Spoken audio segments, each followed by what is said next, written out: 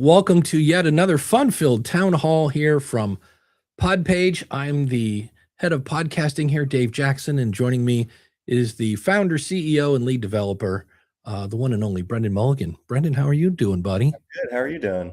Good. Been a fun week. A little bit of news.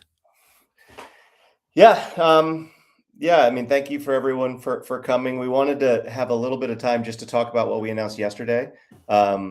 And I think, Dave, you said you had a little bit of a background to go through afterwards. But the main topic and what we wanted to both just chat about this, publicly with you all, and then also have a chance for questions and everything, is that we announced yesterday that Podpage has acquired the School of Podcasting, which has been Dave's. And Dave, you can go into the details and everything about the School of Podcasting, but we are incredibly excited to sort of partner with Dave on this next leg of the School of Podcasting journey. So, Dave, you can talk a little bit about the history. Yeah, I mean, the School of Podcasting started back in 2005. The fun part of that was I had no idea what I was doing. I just knew that, and again, hence the gray hair, I'd seen things like MySpace and all these other things come, and I would just miss them and go, oh, I should have joined on that. And a friend of mine came back and said, hey, I just saw the next big thing. It's podcasting. And I went to Google and I searched it, and there was 1.5 pages of results. And I was like, how do you spell that again? And so over the years, we've just added more things to it. We've tweaked it. I remember this is where it's always good to have friends that will tell you the truth. My buddy Paul Mulligan said, hey, here's what people are saying great about the School of Podcasting. I'm like, what? He goes, everything you need is there. And I'm like, great. What, any negative things? And he goes, yes, everything you need is there. It was just everything about podcasting was getting thrown into a pile. So over the years, we've built it and had, I would love to know how many, I got to be over 1,000 people have gone through that thing easily. And then in April of 2020, some guy named Brenden Mulligan contacted me, heard I was a podcast consultant, and that is a screenshot from our Zoom meeting. And I was laughing because I watched that. I still have it. And I went back to it. And the first thing I said was, hey, I really like this thing. Do you have an affiliate program? That was literally my first question to you, because I loved it. I've always loved it. And over the years, Brenden and I have been like, hey, can you get it to do this? And can you get it to do that? And at the time I worked at Libsyn, and I actually was kind of getting mildly in trouble because they owned a web hosting company. And I remember the CEO was like, how come you're not promoting our stuff? You keep promoting this Podpage thing. And I was like, because it's better. and so it's been a fun ride. And then in 2024, Brenden sent me a message and was like, hey, if you're happy at Libsyn, stay there. But just so you know, I have this position over here. And so I jumped ship in 2024, and it's been fun ever since. And basically, when did this really start? Back in November-ish? This conversation? Yeah. Yeah, I mean, it was sort of, I think, actually, okay, so the little more detail about, you can go back and look at the town hall we did in 2024 when Dave joined to talk about the whole process. Yeah. But, he had been the largest referrer of new customers out of all the affiliates over the years. And so when you think about who you want to hire for your business, like you want to hire your best cheerleaders. And so Dave was generating more business than any of the other affiliates. And I kept going to him saying, hey, can I sponsor the School of Podcasting? Can I pay you for some of this? He was like, no, this is, that would be disingenuous. I'm recommending it because I like it. I'm an affiliate, so I get rewarded. But no, we don't need to do sponsorships. And so I sent him a video. I think I was on vacation with my family, and I sent him a video, and I was like, hey, I know you have a job, but if you ever were interested, this is just something. It was a Loom video just of me like walking. And that kicked off a conversation that led to Dave joining Podpage. And so in, I think December, I think it was early December. I don't remember the exact dates, but Dave and I did our annual review where we talked through the year and we start planning for next year. And I think it was within a few days of that, it sort of clicked to me. We looked at what we had been doing, or what Dave had been working on, a lot of it was, how do we activate the Podpage community? How do we do community events? How do we bring in experts that we could interview in front of the Podpage users, all this stuff. And it was all going well, but it felt very like out of place almost, especially when Dave had the School of Podcasting community also. And so I think it was with my daughter at the playground.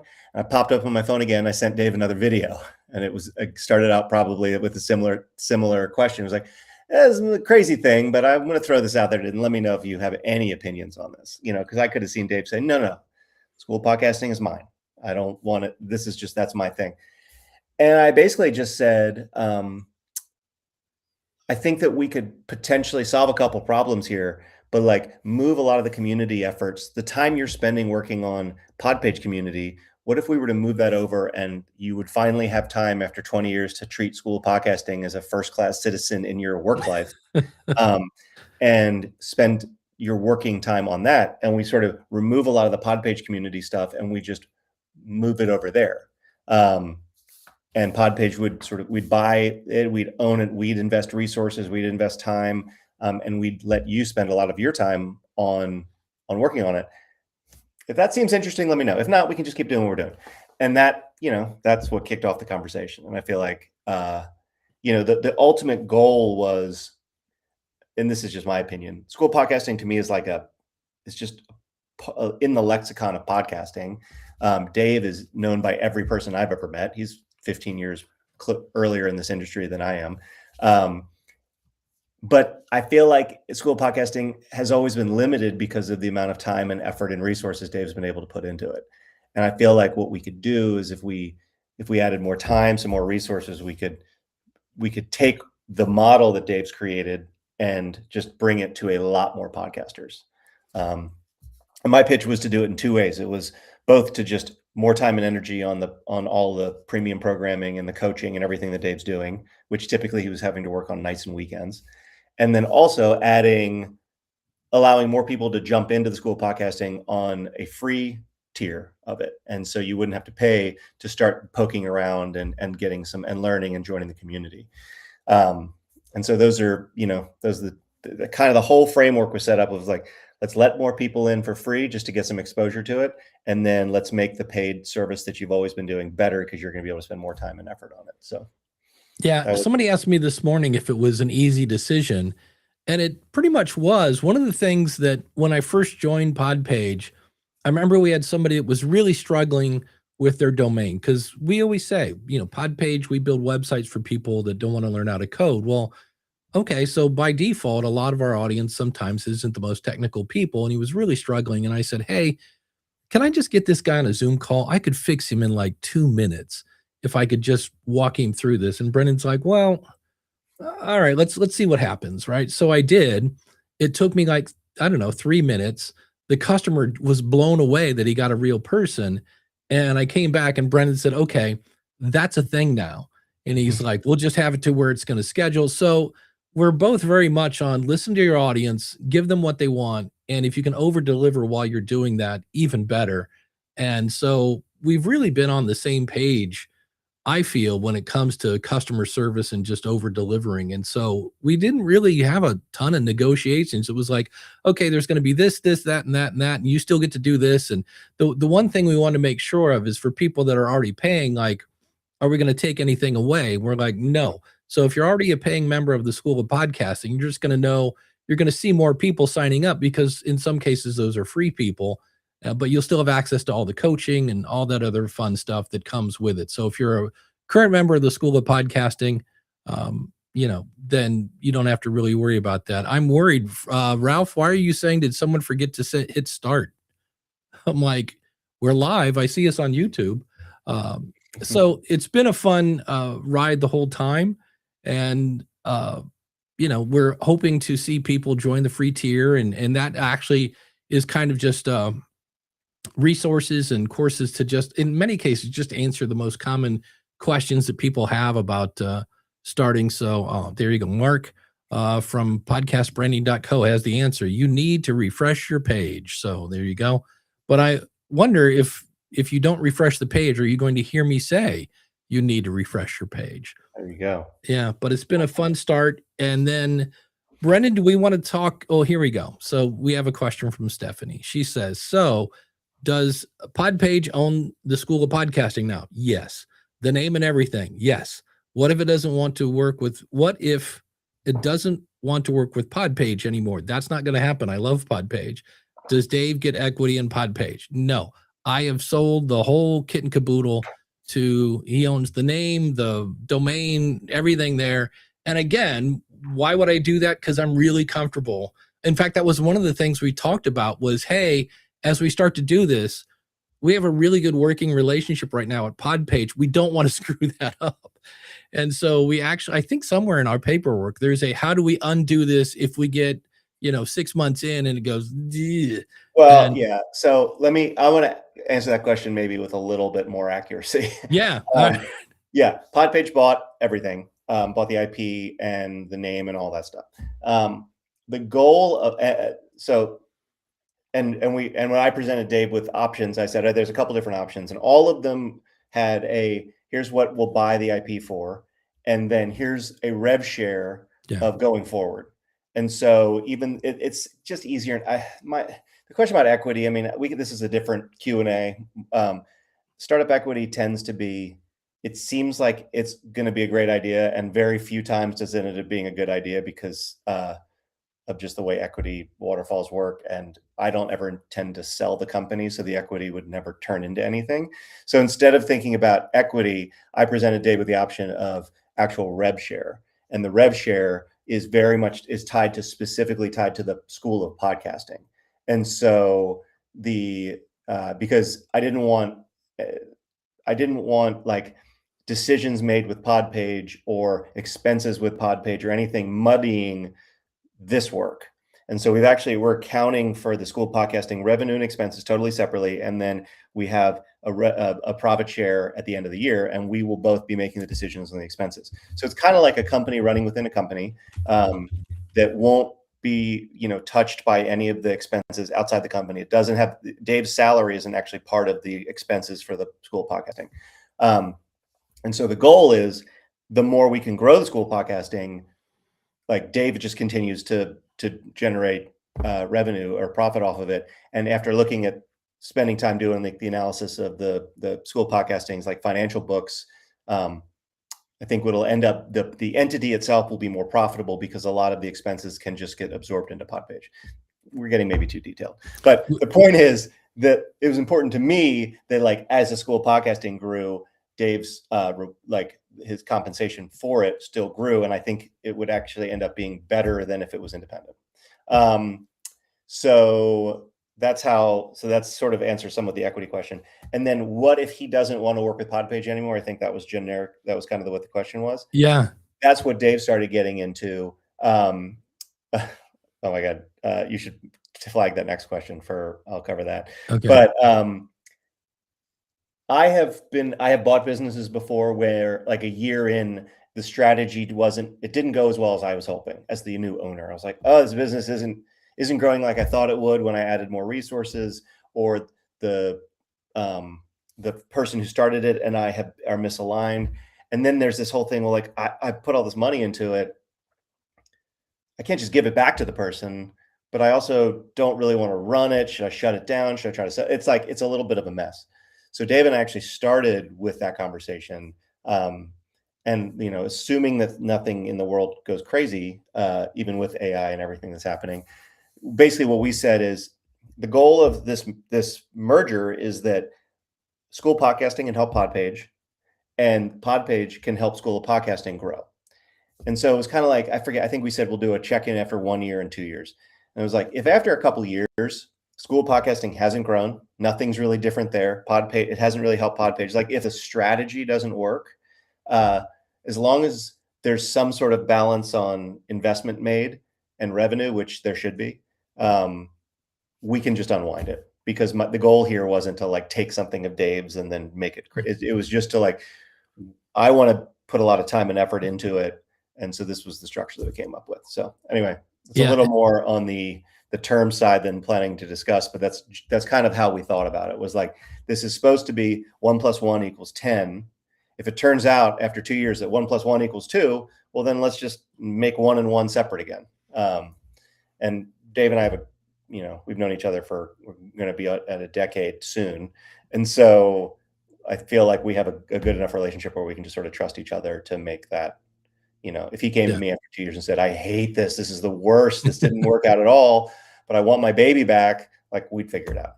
So. Yeah. Here's a fun question from Ray from Around the Layout. He says, did you buy just the SOP domain or Dave's collections of thousands? I don't know if it's thousands, hundreds, but not thousands of domains. It was a lot of domains. It was. I asked Dave this actually probably was the most time-consuming part of the whole process, because when you buy an asset like this, you have to put together what the actual thing you're buying is, and you say, like, all right, we're going to be buying all the podcast episode IP and then the brand and the logo, and you put the whole thing together. Part of it is domain names, and so I said, please figure out what domain names actually are relevant, because he sent me his list, and he's got the hundreds of domains across a bunch of registrars, and I was like, and they're all very creative and fun, but at the end of the day, I think we bought we bought like 6 or 3 or 4. It was like schoolofpodcasting.net, Oregon.com, maybe, and then learnpodpage.com, and podcastcourses.com. There's maybe a couple other ones, but we didn't buy them all. Yeah. I left it up to Dave to choose if he wanted to renew the other ones. There have been many that I was like, I don't know if you've ever been in that situation where you buy a domain because you're like, oh, that'd be a great idea, I'm gonna have to work on that. And then 3 years later, you're like, yeah, that's still a good idea, but I haven't worked on it in 3 years. It's time to let somebody else take this and go away. So I did have someone ask me yesterday if I was going to retire. And I'm like, no. They're like, are you still going to teach podcasting? And they're like, again, nothing's really changing. It's just, I have someone now with a lot more business experience and especially in growing a business is now helping us. And he's got somebody, the biggest reason people leave Podpage is not Podpage. It's because they decided to stop podcasting. And maybe the reason they stopped podcasting is, well, they needed a little help, and maybe we can do that with the School of Podcasting. Mm-hmm. So no, I'm not retiring. I'm not, heading off to an island. Somebody said, no. I put there's a old documentary called The Messengers. And the very last line of that movie is, my ex-wife asked me, when are you going to stop podcasting? And I said, the day you bury me. So that's going to be that. Yeah. And again, nothing happens. Dave is still Dave. Really, it's just behind the scenes that things are changing. And like, we now have a free tier, but Ask the Podcast Coach is not part of the School of Podcasting. That's a separate show. Yeah. So, and you'll notice, you probably already noticed more ads for Podpage in the School of Podcasting. Well, there you go. There's a change. So, this is funny because it's kind of a trick. Dave is a kind of a tricky person when it comes to both hiring and doing a deal like this, because he has so many podcasts and they're all kind of related. When I first hired Dave for Podpage, a lot of people asked me, well, was there anything in his employment agreement about the School of Podcasting? Because what if he does an episode on the School of Podcasting about a competitor or WordPress or like, and if when I've joined larger corporations before, usually when you join a big corporation, they basically say, you have to stop doing all this other stuff because you work here now. And that was never, if you go back to the town hall about Podpage, we made a big point to say, no, the School of Podcasting is staying separate and it's still Dave's thing and whatever he wants, it was like you still spent time during your Podpage hours doing lunch with Dave's and doing School of Podcasting stuff. Like we just, that we trusted each other for it. But obviously there's a lot of interrelate. Yes, Ask the Podcast Coach is Dave, but he's always probably been like, I'm Dave from the School of Podcasting. There is a little bit of a connection, but we felt like the simplest way to do this was just School of Podcasting branded things would be part of this, and all the other shows and stuff would just be totally separate. Yeah. And one of the things that really, when I joined Podpage, I was like, oh, this is a breath of fresh air. At my previous employer, which was a podcasting company, I was not allowed to mention the School of Podcasting. They didn't want me to poach their customers. And I was like, so it was really weird. I would be like, and in my show, whatever. So it was kind of, it wasn't a fireable offense, but they wanted me to, if you can, not mention that they kind of lightened up on that. And when I joined, one of the first things Brendan's like, okay, well, we can work together and cross promote each other. And I was like, oh, well, this is cool. So it's nice on occasion if somebody's sending in a ticket and they're really new to podcasting and they're asking kind of podcasting 101 questions. I can answer their question there and go, oh, by the way, you might want to check out the School of Podcasting. It can really help you.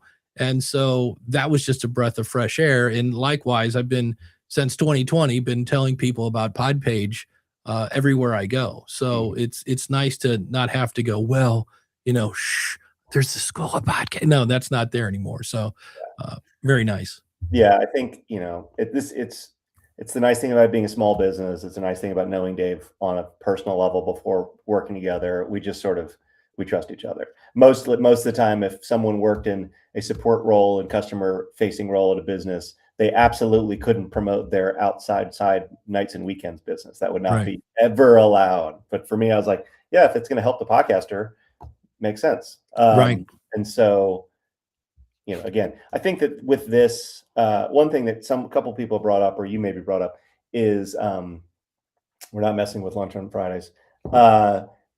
The one question I always ask Dave is like, you're one man. How are you gonna, like, when I think of School of Podcasting, I think like tons of courses. How do you handle doing all that? Have you ever thought about having other people do instruction? Because I see, just as like a person outside of this sort of educational world, I was like, so all these people running courses and all this, like everyone's trying to like launch their own set of courses, generally about different stuff.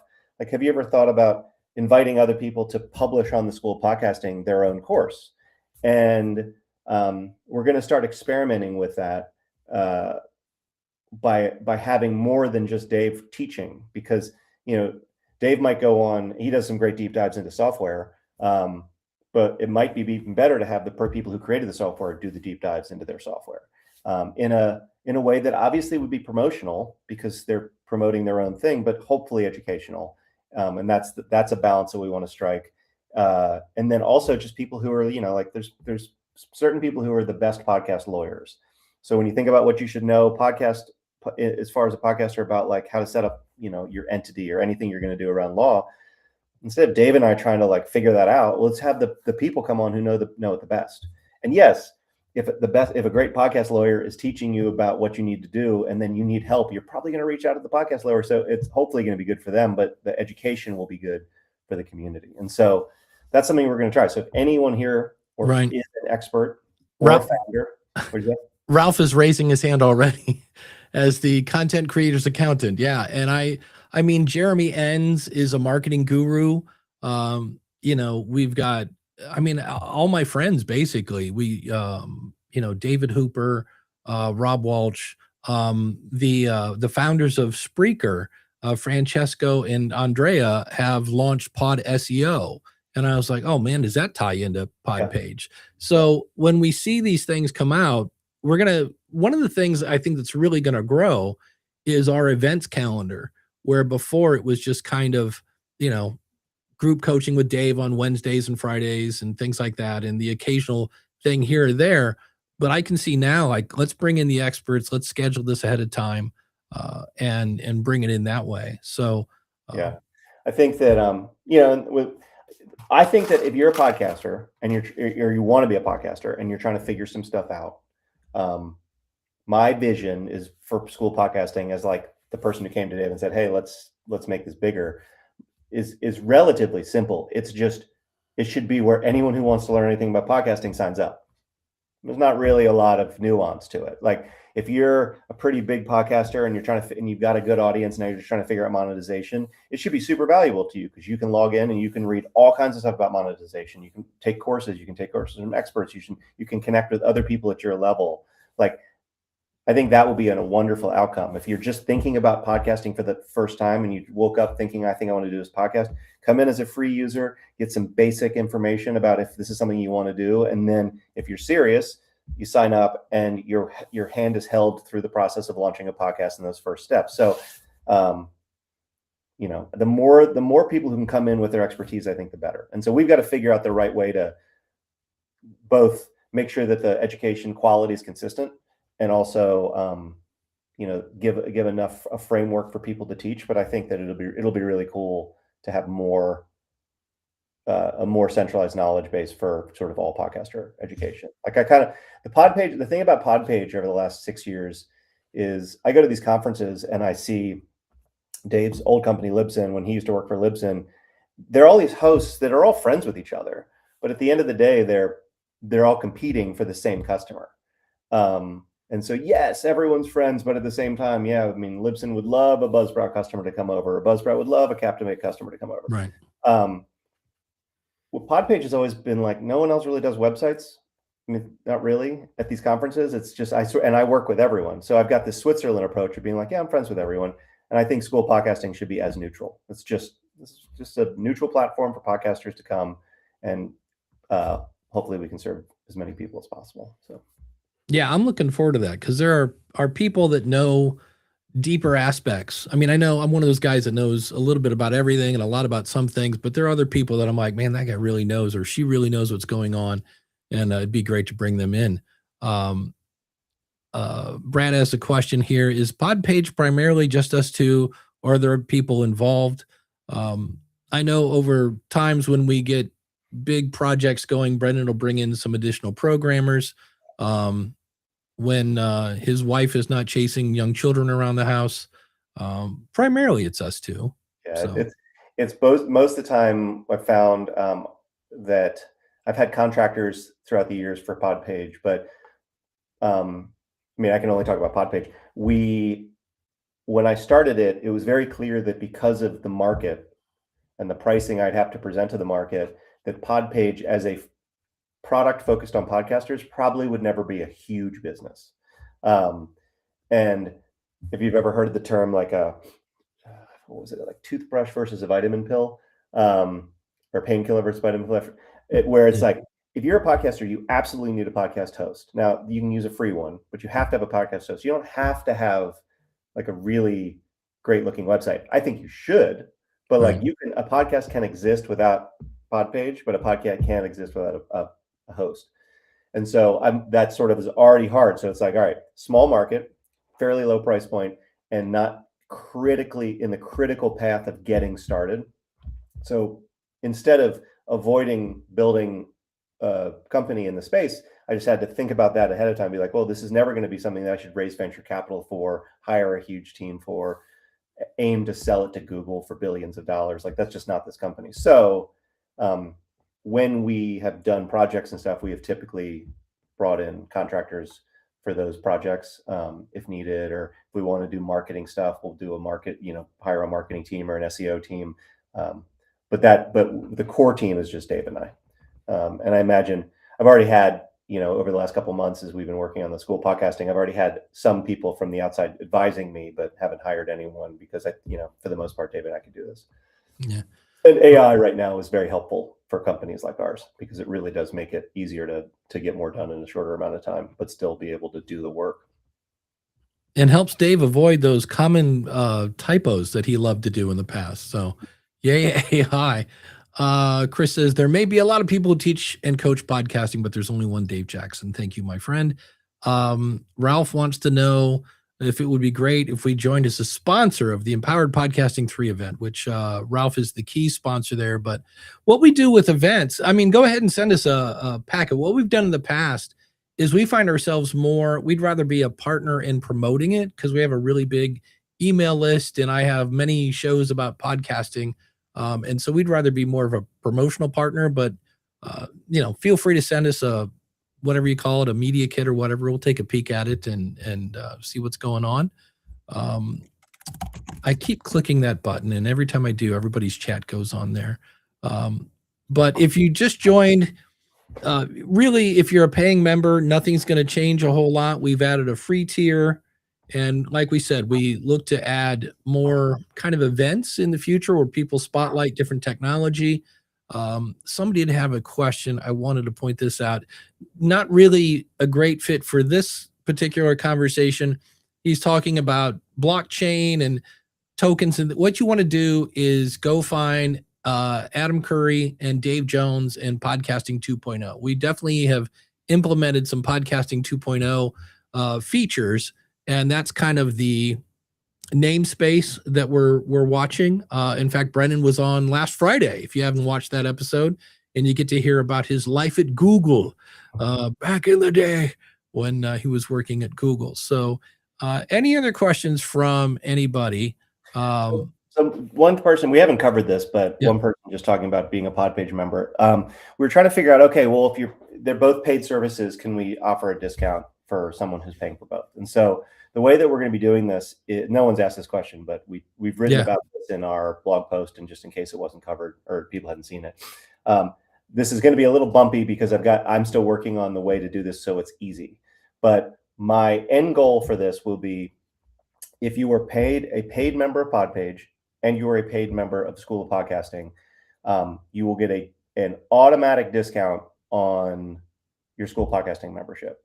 And if you go to our blog and read about it, and we have it in our support center, like how the discount, like, depending on what tier you're on, what your discount's going to be. Obviously, like, people who pay more for Podpage should get a bigger discount on School of Podcasting, but it's going to be automatically applied, so there's no coupon, so no one who's like just hasn't heard about this misses out. When the School of Podcasting goes to bill you, whenever the regular billing period is, or when you go to sign up, it will do an automatic check to Podpage and say, is this email address a paying member of Podpage? If it is, then it'll automatically apply a coupon. So you don't have to do anything. And if you've been a longstanding member of School of Podcasting and you've just been paying, and you just get billed, you should, starting soon, see your bill just automatically reduced if you're a paying member of Podpage. So that's how it's going to work. We're still making sure that it's consistent. The way that the invoices are created and stuff, we're still making sure that everything is done at the right time.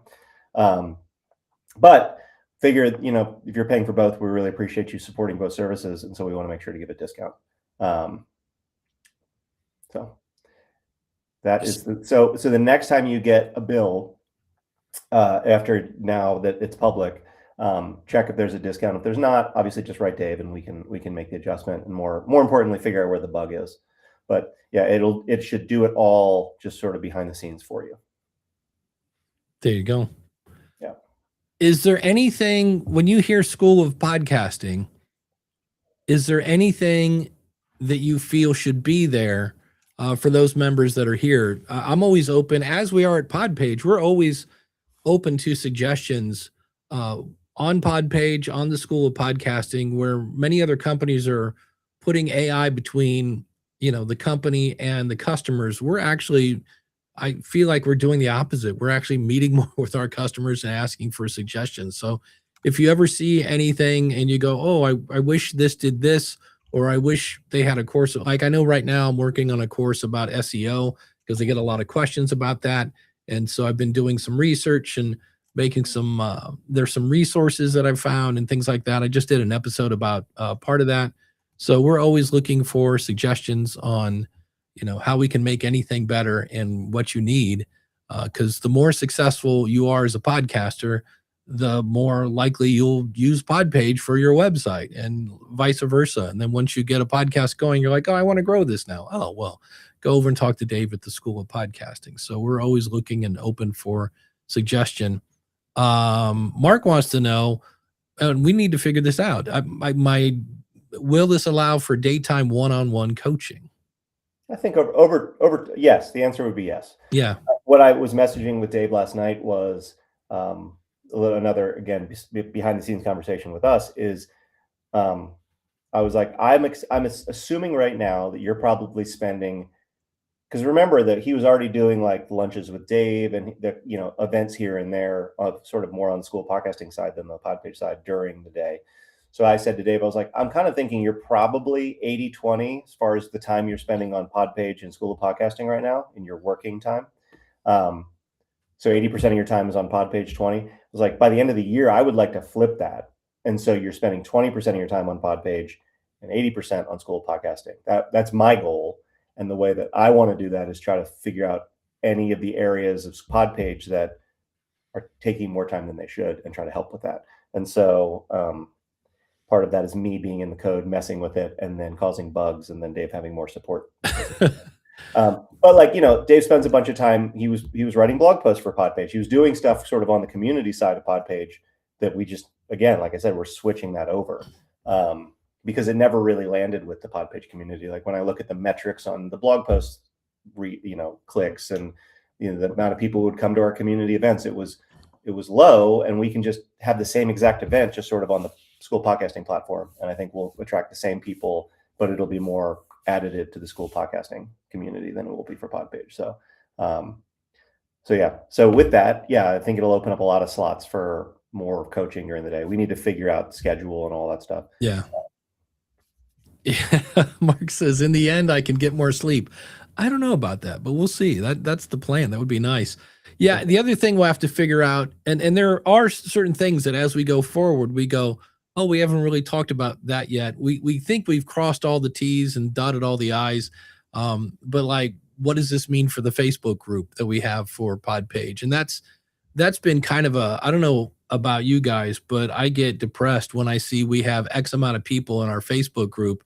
I post something and I can go back later and look in the back end and that went to 34 people. I'm like, what? So for me, one of the things because we use Heartbeat for our community and our courses, and that seems to get a little more interaction than we do over on Facebook. So we might, I know I had a private Facebook group, and that's going to be shut down because and the only reason I did that is I had some people that absolutely love Facebook and they live and breathe there every day. And I had other people that absolutely hated Facebook and didn't want anything to do with it. But to have two communities is the actual definition of what a community is not. A community is supposed to be people telling me about it, people coming together. And when you have two communities separate, it doesn't make any sense. So I already told the Facebook community for the School of Podcasting, this is going away. And it was funny because today I told him it was going to go away in January, and then it didn't. And I'm like, it is. I'm like, and now you know why it's been taking longer to shut this down. Yeah. So, well, I mean, to touch on that a little bit, one of the nice things about, the Facebook communities are great for two reasons. One, people are already on Facebook, so they tend to see stuff. They don't have to go to Heartbeat or some Circle or wherever. But two, it's free, right? You can have your Facebook community as a lead magnet almost to the paid community. Yeah. And some of Dave has a bunch of lead magnet pages to give away PDFs and other resources. And when I said, what are these for? He's like, well, this gets them on a mailing list. And then I try to get him to sign up for the School of Podcasting. So all of, you think about, and it's the same with Podpage. Podpage has a community where you can go and you can be a paid member or not to be a part of it. But again, it's just to build a community. All of this gets easier when School of Podcasting has a free tier, because then you can just say, hey, if you are interested in this, or if you want the resources, don't sign up for my mailing list, sign up for the School of Podcasting as a free member. And so hopefully, we'll see, but at least strategically, it would be nice to be like, we're just funneling everyone into joining the School of Podcasting as a free member.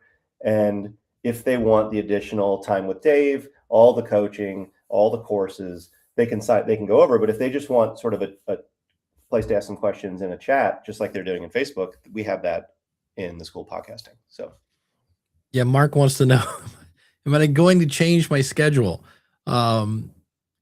It's so funny because when you've published on Sundays for 20 years, just changing that would be, I don't know, my sleep habits could handle it, but no. And that was, again, he's already mentioned this. One of the great things about Podpage is when I said, hey, I do this thing on Fridays. It's called Lunch with Dave. And, Brenden was like, oh yeah. Like, obviously I'm not going to just, watch Netflix while I'm getting paid by Podpage, but it was cool that I could do things for the School of Podcasting.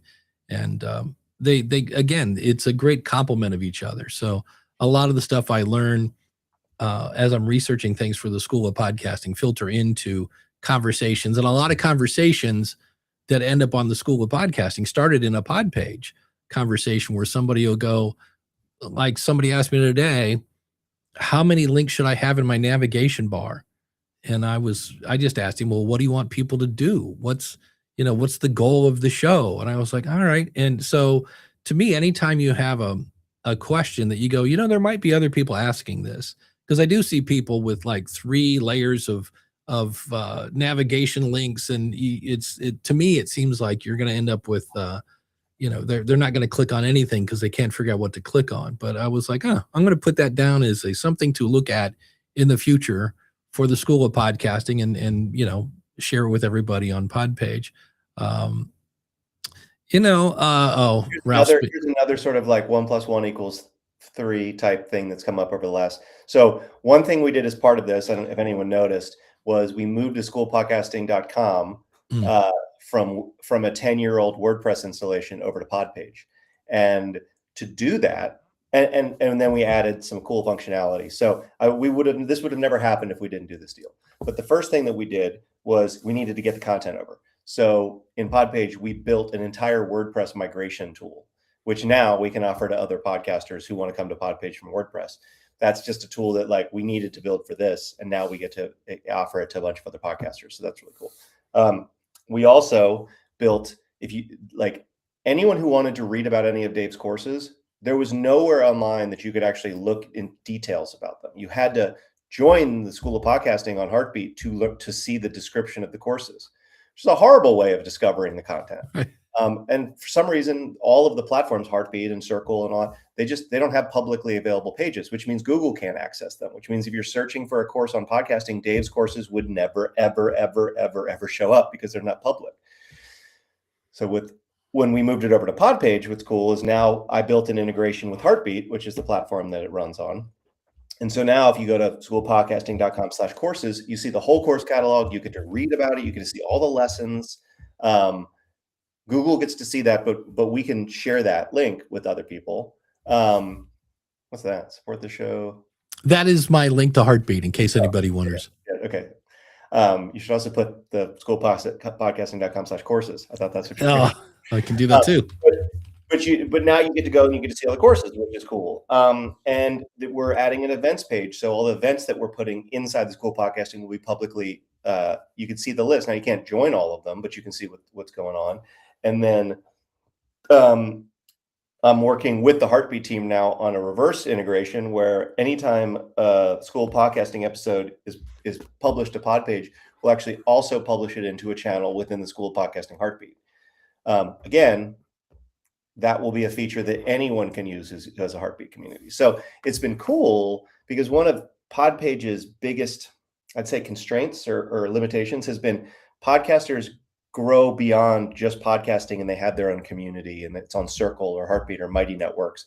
And by working with Dave internally on this, we're able to sort of be like, okay, let's build these features for School Podcasting that then get everyone on Podpage can enjoy. So there's things we're going to release in the next couple months. But just again, it's been cool for me because I'm like, oh, finally we have like a really, really good use case to build these things.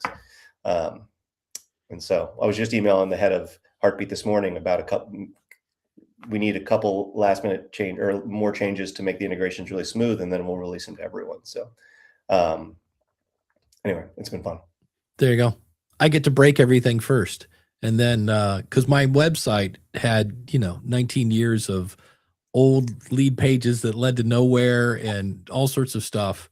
And so when he first said, I want to build a migration thing, can we use your site? I'm like, it's going to be horrible. And he goes, that's exactly what I need. He's like, because if we can get it to work for you, it should work for anybody. And we've had a few people move over, and it's pretty cool. So we bring over your content. I always say, we don't bring over your design, but then 10 minutes later, once you've picked your colors and your layouts, you're done. And now the favorite thing I love, it used to be I would post my show. In this case, I use Captivate, and I would have little baby show notes that went to Apple and Spotify.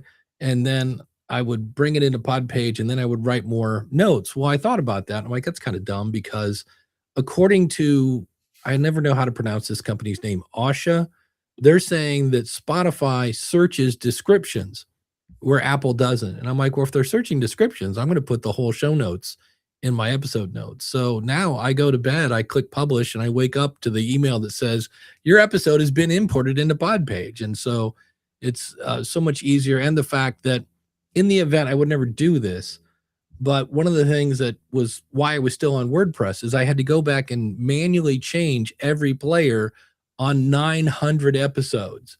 And And I was just like, I'm done with this.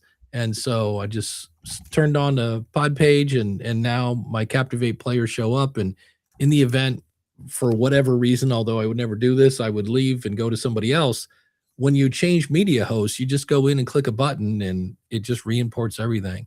So yeah, Daniel J. Lewis says, always pick the worst case scenario for testing and the longest text for designing. Yeah, exactly. So as always, like I said, we're always open to suggestions. If you have anything moving forward, we're always glad to hear those. And thanks for showing up. Brenden, anything else we should mention here before we No, I mean, this is just, this is the start. Yeah.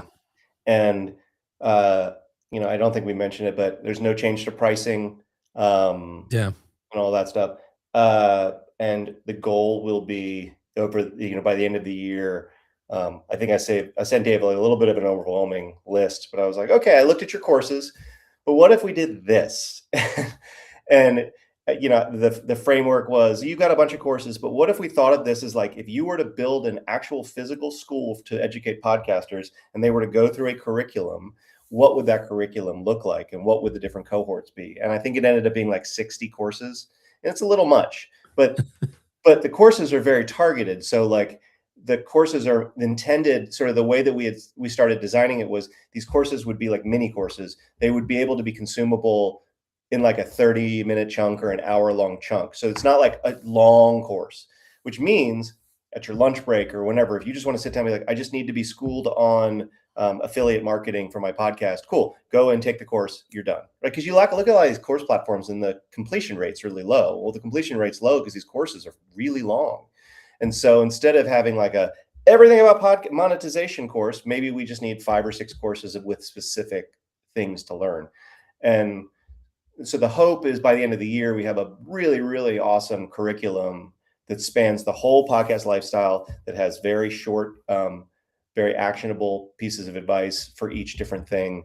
And so we're hoping like the recorded courses end up being really, really special by the end of the year.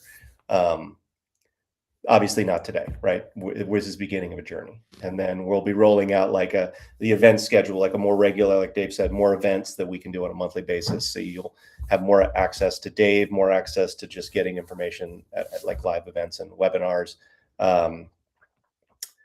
Yeah. So, it's just basically me saying like, we want to add a lot to it. We're not going to change the pricing, but we want to make what you're paying for a lot more valuable if we can. So, and then obviously more access to Dave. There you go. Old time SOP member, Sean Park, be your own nerd. Just wanted to hop in and say congrats. Thank you, Sean. Yeah. I mean, we really want the School of Podcasting to be the place to learn about podcasting, whether that's from me or anybody else, and just make it easy so you can consume it and take that knowledge and go out and grow your show and impact your audience, which then impacts the world. And I think this is where we hold hands and sing Kumbaya. But basically, wanted to say thanks for everybody showing up. If there are no more questions, no sense just sitting here. But we do appreciate you. And I guess the last thing we should say, as you can kind of tell, some things we're trying. And so we might try something and go, oh, that didn't work. All right, let's try something else. So it's going to be fun as we move along. But with your speaking of that, one thing, I'll just throw this out. We wasn't planning on talking about this, and we're not doing it, but we've thrown around the idea of like, and we'll get feedback from community members. Where is there a desire for just the courses, not the coaching, right? And so right now we have free and we have the normal School of Podcasting membership. One thing we've thought about as this gets bigger is there might be a desire for people to say like, well, I don't really want any of the access to Dave, but I would like access to the courses. And so is there a middle tier that's less expensive, that just gives you access to all the content? So it's stuff like that. We'll be like experimenting. We'll be asking questions as we figure out what we want to do over the next year. So the more feedback you all can give, the better. Yeah, absolutely. All right. Thanks for showing up. Enjoy the rest of your Wednesday. And your, hopefully you don't have an Irish hangover from yesterday. But thanks for showing up, and we'll see you again real soon.